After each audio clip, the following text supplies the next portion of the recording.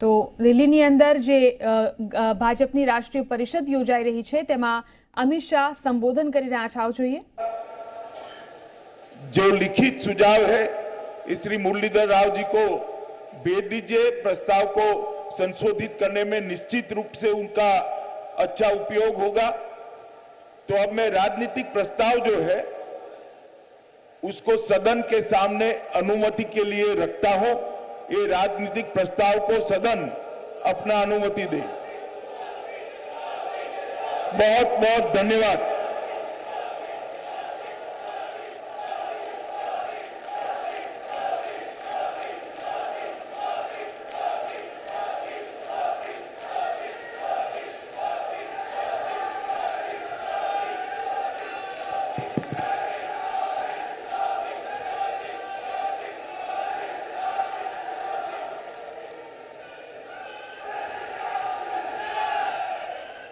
તો ભાજપની રાષ્ટ્રીય પરિષદમાં અમિત શાહ સંબોધન કરી રહ્યા હતા। આપ જોઈ શકો છો કે તમામ દિગ્ગજ નેતાઓ મંચસ્થ છે। પીએમ નરેન્દ્ર મોદી પણ અહીં હાજર છે। થોડા સમયની અંદર પીએમ સંબોધન શરૂ કરશે અને ત્યારબાદ આ પરિષદનું સમાપન કરવામાં આવશે। ત્યારે ગુજરાતના પણ સીએમ સહિત તમામ દિગ્ગજ નેતાઓ આ પરિષદમાં ઉપસ્થિત છે। લોકસભા 2019માં જીત મેળવવા માટે અહીં મંથન ચાલી રહ્યું છે। ભાજપની રાષ્ટ્રીય પરિષદનો આજે બીજો દિવસ છે અને થોડાક જ સમયમાં હવે વડાપ્રધાન નરેન્દ્ર મોદી સંબોધન કરશે અને ત્યારબાદ આ પરિષદનું સમાપન થશે।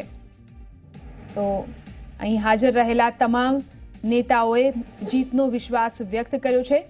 મહાગઠબંધન ઉપર અનેક પ્રહારો પણ કર્યા છે અને તમામ નેતાઓ એક જ વાત કરી રહ્યા છે કે વિકાસની રાહ પર ફરી એકવાર વડાપ્રધાન નરેન્દ્ર મોદીના નેતૃત્વમાં સરકાર બનશે।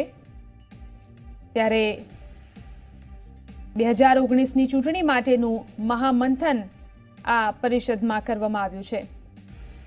તો આ એક વિશાળ પરિષદનું આયોજન ભાજપ દ્વારા કરવામાં આવ્યું।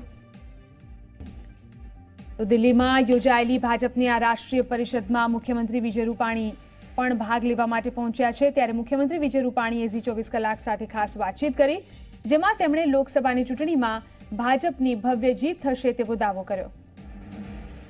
પીએમ નરેન્દ્ર મોદીનો જીતનો મંત્ર કેવો રહેશે લોકસભા ચૂંટણી માટે? મુખ્યમંત્રી વિજય રૂપાણી આપણી સાથે છે, જોડાયા છે, તેમની સાથે જ વાત કરીશું। પીએમનો જીતનો મંત્ર કેટલો લાભદાયક? મને એવું લાગે છે કે આ વખતની ચૂંટણી સાવ ક્લિયર ચૂંટણી છે। નરેન્દ્રભાઈ જે 5 વર્ષ એક સ્પષ્ટ દિશા સાથે ગરીબ તમામ તબક્કાના લોકો માટે જે કામગીરી કરી છે, બીજું ખાસ તો એક ઈમાનદારી, પ્રમાણિકતા, કોઈપણ જાતના આક્ષેપો વગર 5 વર્ષ भारत माता की।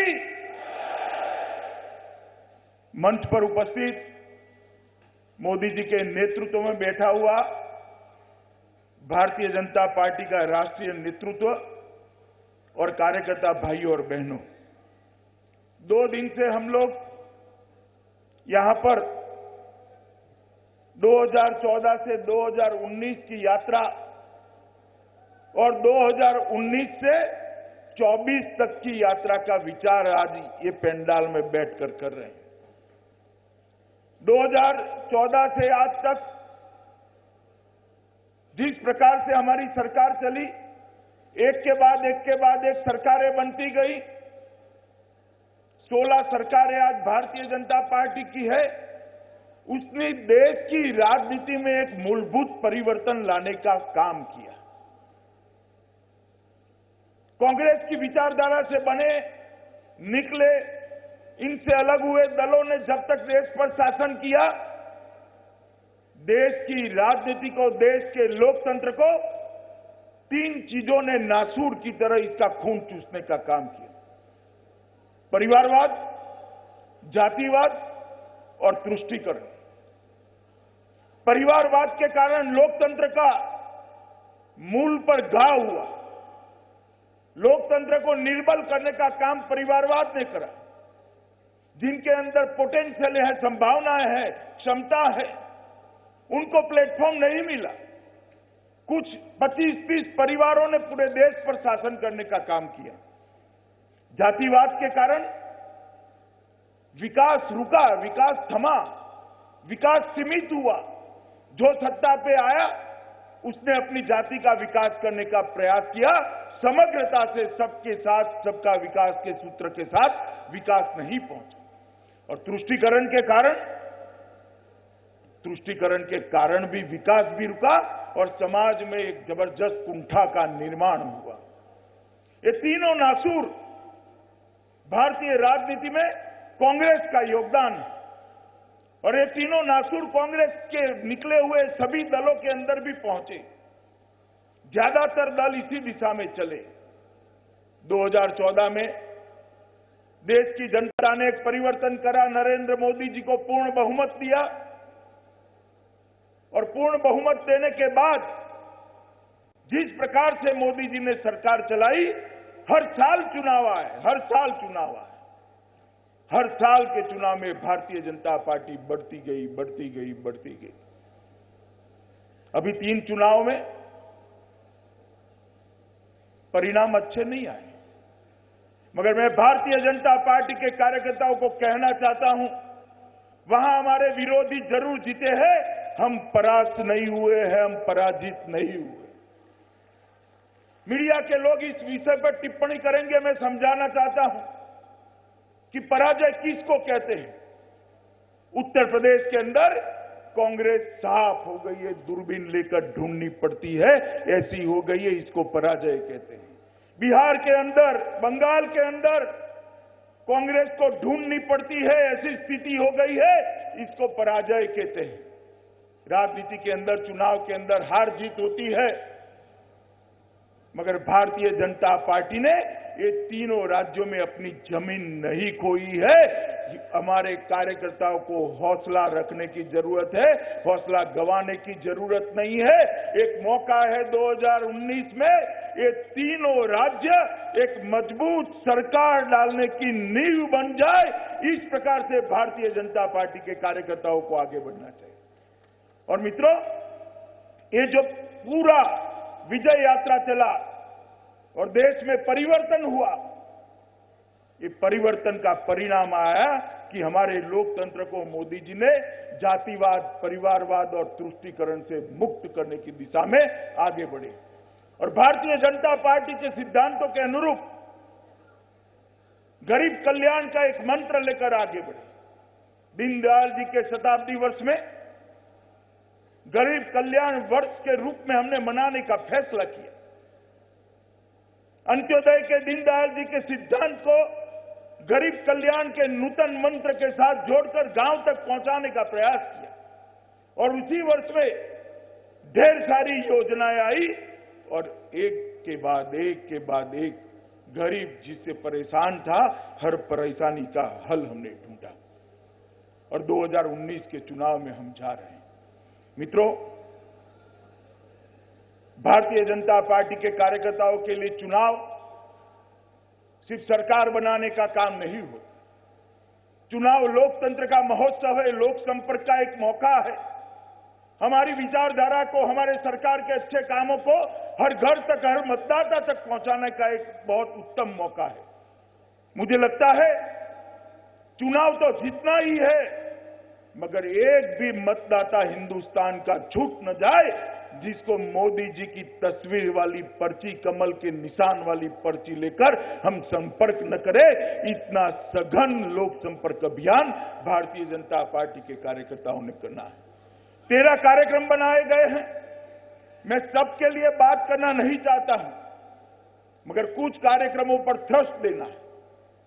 वातावरण की निर्मिति के लिए मोटरसाइकिल रैली एक ही दिन में पूरे देश की सब विधानसभाओं के अंदर मोटरसाइकिल रैली आयोजित की। मेरा घर भाजपा का घर, हर भाजपा के कार्यकर्ता और समर्थक के घर पर स्टिकर और झंडा लगाना, 22 करोड़ लाभार्थियों के संपर्क की योजना। हर शक्ति केंद्र अध्यक्ष को इसकी सूची मिल जाएगी, जनवरी के 20 तारीख के पहले मिल जाएगी।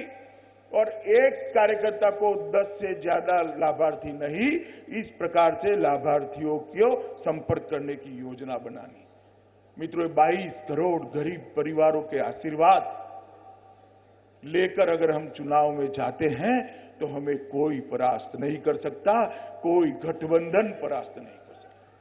इसके बाद एक तिथि नक्की करी है, जिस तिथि पर ये 22 करोड़ परिवारों के घर पर दीप जलाकर मोदी जी के समर्थन में कमल दीपावली का आयोजन करना। और अंतिम बात पर मैं ट्रस्ट देना चाहता हूं, हर कार्यकर्ता अपने परिवार का वोट, अपने मित्रों का वोट, उनके परिवार का वोट 10:30 बजे के पहले करना सुनिश्चित कर ले। हर लोकसभा में एक कॉल सेंटर खोलने का काम समाप्त हो चुका है। कई जगह क्लस्टर के कॉल सेंटर हुए हैं। वो कॉल सेंटरों से 10:30 बजे के पहले मतदान की और लाभार्थी संपर्क की योजना को हम नीचे तक पहुंचाएंगे, मगर हमारा काम है कि ये काम को गति देना। और मैं मानता हूं कि इसमें हम सब यहां से जाने के बाद अपनी संगठन की पूरी टीम को इसके अंदर झोंक देंगे। मित्रों, ये चुनाव हमारे लिए बहुत महत्वपूर्ण है। 2014 से पार्टी के विस्तार की यात्रा जो मोदी जी के नेतृत्व में चली, न केवल संगठन का विस्तार हुआ, उसको जन समर्थन मिला, चुनाव में सफलता मिली, सरकारें बनी। अभी भी कुछ क्षेत्र छूट गया है, अभी भी कुछ क्षेत्र छूट गया है, और जो क्षेत्र नए आए हैं वहां स्थायित्व देने की जरूरत है। इसलिए हमें 2019 का चुनाव जीतना है। और 2019 का चुनाव अगर हम प्रचंड बहुमत के साथ जीतते हैं, मित्रों, मैं आपको सोच समझकर कहना चाहता हूं, 19 के बाद एक लंबे समय तक पंचायत से लेकर पार्लियामेंट तक भारतीय जनता पार्टी का शासन इस देश में एक लंबे समय तक हम देख पाएंगे। ये 19 का चुनाव देश के विकास, देश की सुरक्षा, देश के गौरव का चुनाव है। इसलिए भाजपा और भारत दोनों के लिए चुनाव बहुत जरूरी है। हमने इस चुनाव में विजय प्राप्त करनी ही है। मित्रों, लोकतंत्र के अंदर लोक संपर्क और लोक संग्रह, ये दोनों चीजों का किसी भी लोकतांत्रिक राजनीतिक दल के लिए बहुत महत्व है।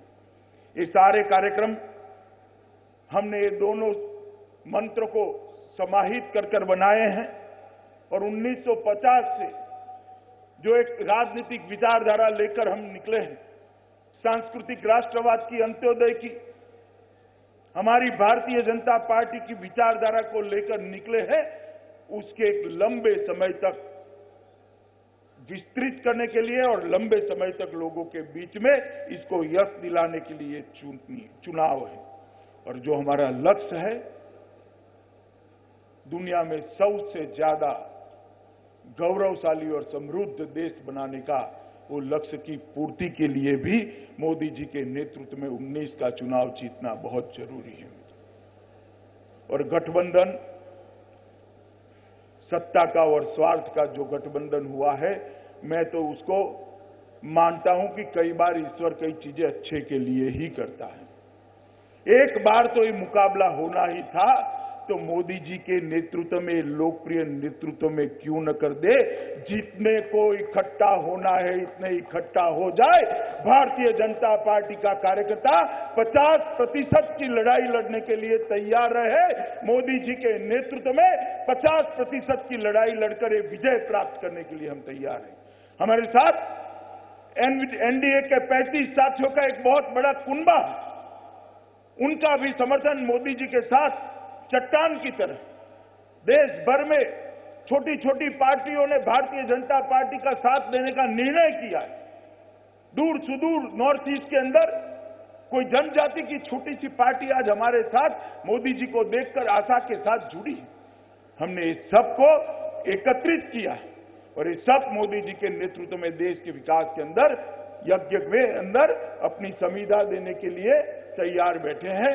मैं आप सबका आह्वान करना चाहता हूं मित्रों कि आप सब यहां से जाने के बाद भारतीय जनता पार्टी के कार्यकर्ता के लिए और कोई काम नहीं है। एक ही मंत्र है, 2019 के चुनाव में फिर से एक बार मोदी जी को प्रधानमंत्री बनाना, भारतीय जनता पार्टी को विजयी बनाना।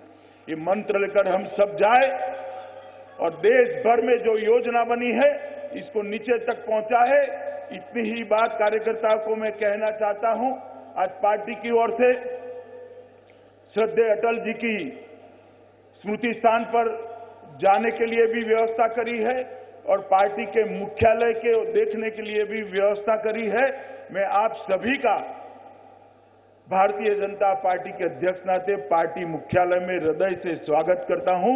मुख्यालय को जरूर देखकर जाइए और जरूर मुख्यालय के साथ एक सेल्फी लेकर आपके जिले में, आपके क्षेत्र में पहुंचे आइए। यही मेरी अभ्यर्थना है। भारत माता की जय। एकल